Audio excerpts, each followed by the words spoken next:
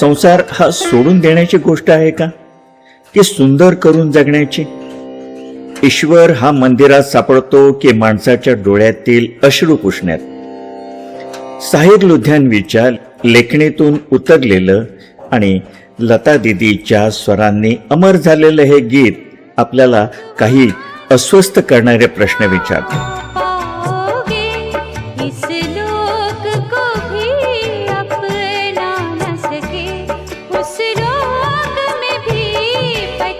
संसार से भागे फिरते हो, भगवान को तुम क्या पाओगे?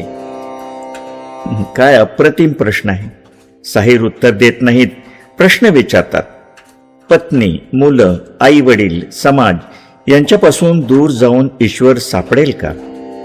माणसावर प्रेम करता आलं नाही तर देवावर कसं कराल? या लोकात माणूस म्हणून जगता आलं नाही तर त्या लोकात काय मिळवणार? माणसापासून दूर नेणारा धर्म कधीच देवापर्यंत पोहोचवू शकत नाही.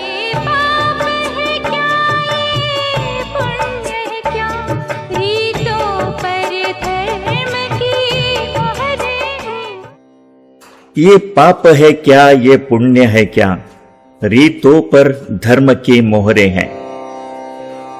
हे कडवं आजच्या काळातही तितकंच लागू पडतं. एका काळी जे पुण्य होतं ते दुसऱ्या काळी पाप ठरतं. एका समाजात जे योग्य आहे ते दुसऱ्या समाजात अयोग्य असू शकतं. मग साहिर विचारतात, हर युग में बदलते धर्मों को कैसे आदर्श बनाओगे? म्हणजे धर्म बदलत नाही, पण धर्म समजून घेण्याच्या आपल्या कल्पना बदलत असतात. सत्ता बदलते, विचारधारा बदलतात, सिंहासन बदलतात, पण माणुसकीचा धर्म मात्र कालही तोच होता, आजही तोच आहे आणि असायलाच हवा.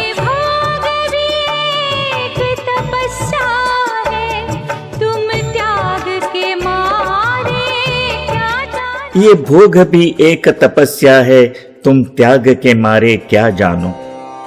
माझ्या मते हे संपूर्ण गाण्याचं सर्वात श्रेष्ठ कडवं आहे. साहिर म्हणतात, संसार करणं सोपं नाही, मुलांना वाढवणं तपस्या आहे, वृद्ध आईवडिलांची सेवा करणं तपस्या आहे, कष्टानं संसार उभा करणं ही सुद्धा तपस्याच आहे. अपमान रचेता का होगा, रचना को अगर ठुकराओगे. जर ईश्वराने ही सृष्टी निर्माण केली असेल तर त्याची निर्मिती नाकारून तुम्ही त्यालाच नाकारत नाहीत का? हे वाक्य तर मला फार आवडलं. देवाला शोधण्यापूर्वी त्याची निर्मिती समजून घ्या.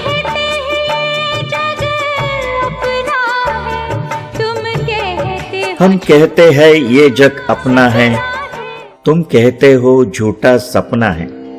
हे जीवन दर्शन आहे.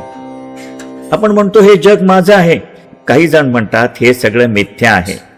पण साहिर यांना विचारतात, हम जन्म बिता कर जाएंगे, तुम जन्म गवा कर जाओगे.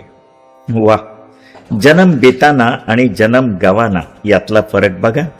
एकाने आयुष्य जगलं, दुसऱ्याने आयुष्य गमावलं. आयुष्य कसं संपलं यापेक्षा ते कसं जगलं गेलं याचा हिशेब काळ ठेवत असतो. राजे येतात, राजे जातात, सिंहासन येतात, सिंहासन जातात. माज, अहंकार, सत्ता आणि संपत्ती याचा इतिहास फार मोठा आहे, पण त्याहून मोठा इतिहास आहे तो करुणेचा, प्रेमाचा आणि माणुसकीचा. 4 दिवसांच्या या आयुष्यावर माज कशाचा? जाताना सिकंदरही रिकाम्या हाताने गेला आणि सुदामाही. फरक एवढाच, कोणाच्या हातात सत्ता होती आणि कोणाच्या हातात प्रेम होतं. म्हणून संसारातून पळून जाऊ नका, अहंकारातून पळून जा. कारण माणसातला देव सापडला की देव शोधण्यासाठी दुसऱ्या कोणत्याही लोकात जाण्याची गरज उरत नाही. जिंदगी बडी होनी चाहिए, लंबी नाही. आणि मोठं आयुष्य ते जे स्वतःसाठी कमी आणि दुसऱ्यांसाठी अधिक जगलं जातं. मंदिरापर्यंत चालत जाणं सोपं आहे, पण माणसापर्यंत चालत जाणं फार कठीण आहे. ईश्वराला भेटण्यासाठी संसार सोडावा लागत नाही, अहंकार सोडावा लागतो. 4 दिवसाच्या या आयुष्यावर माज कशाचा? मुठभर राख व्हायला राजालाही तितकाच वेळ लागतो आणि रंकालाही. म्हणून सत्तेचा अभिमान नको, संपत्तीचा अभिमान नको, ज्ञानाचा अभिमान नको आणि भक्तीचाही अभिमान नको. कारण अहंकाराला देव कधीच भेटत नाही. भेटतो तो फक्त नम्रतेला. संसारातून पळू नका, स्वार्थातून पळून जा. माणसांना सोडू नका, अहंकाराला सोडून द्या आणि देवाला शोधू नका. माणसात त्याला अनुभवण्याचा प्रयत्न करा. या अजरामर गाण्याची लिंक खाली दिली आहे. संपूर्ण गीत अवश्य ऐका आणि केवळ रसिकच नव्हे तर विचारशील श्रोते व्हा. कारण काही गाणी कानांना ऐकू येतात तर काही गाणी थेट अंतःकरणाशी संवाद साधतात. मूनलोर, जिथे शब्दांना चांदणे फुटते. धन्यवाद.